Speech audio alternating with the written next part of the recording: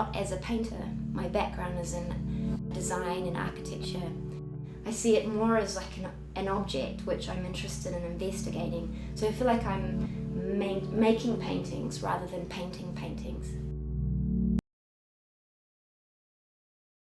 It's a very physical action, you know, like the pulling the surface very, very tight and then suspending substances across that surface. If you think about it, it's quite an interesting thing. And the whole reason we make paintings as we do is paintings were a way of making art mobile. You could move it to other places. They could be taken when the occupant left. That's how the painting as an object came about, and I'm very keen to investigate that. We're using a technique similar to the way upholstery is made, for example, in a chair. In fact, I often think of a painting as like a piece of furniture on which we can then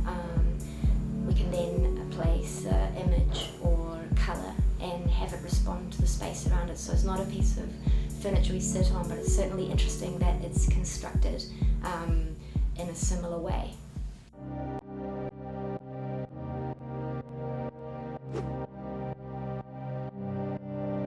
My architectural background has affected my approach to painting, because I see how paintings sit in a room and how light changes in a room and how that affects the painting and how the painting in turn affects what it's like to be in the room. By making the surface of the painting translucent, I could engage with the space inside the structure, which doesn't appear and works. And really though, for me, it was a place where I could make the light enter and then reflect and bounce potentially off colour within that space, and then be reflected back out into the space of the gallery.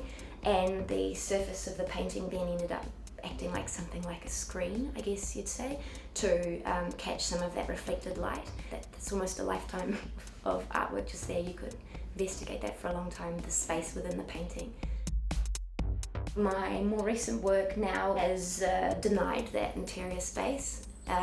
So the surfaces are now opaque, but instead I've looked at reflection on that surface and tried to work with depth there anyway, creating depth without there actually being physical depth.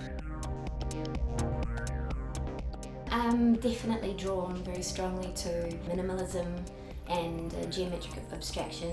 There's something about those paring things back to simple shapes that brings my attention to other things like light, reflection, subtle changes in paint quality or surface texture. So far I've been sticking with the wooden stretcher, but then I have decided to shift the surface that I stretch across it. I'm sometimes working with found textiles, so this one here is an acrylic textile that I've found that I've chosen because of its permeability to light, because of its light properties. And I often look for paints and fabrics according to their qualities with light. My paintings, when I first make them, I feel like I have to live with them for quite a while before I let it out into the world, I guess you would say. I want to see how the work responds to changing light and make sure that it's rich enough to sustain that longer view, because I hope that my work could, that if someone was to live with it, that they would get something new, you know, at each view, on a different day, on a different season, that the work would be quite different. That's what I hope for.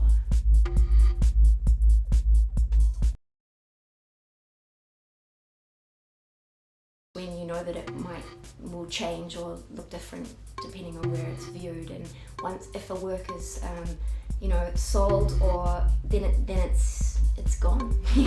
So you're that's why I guess I want to live with it for a while before so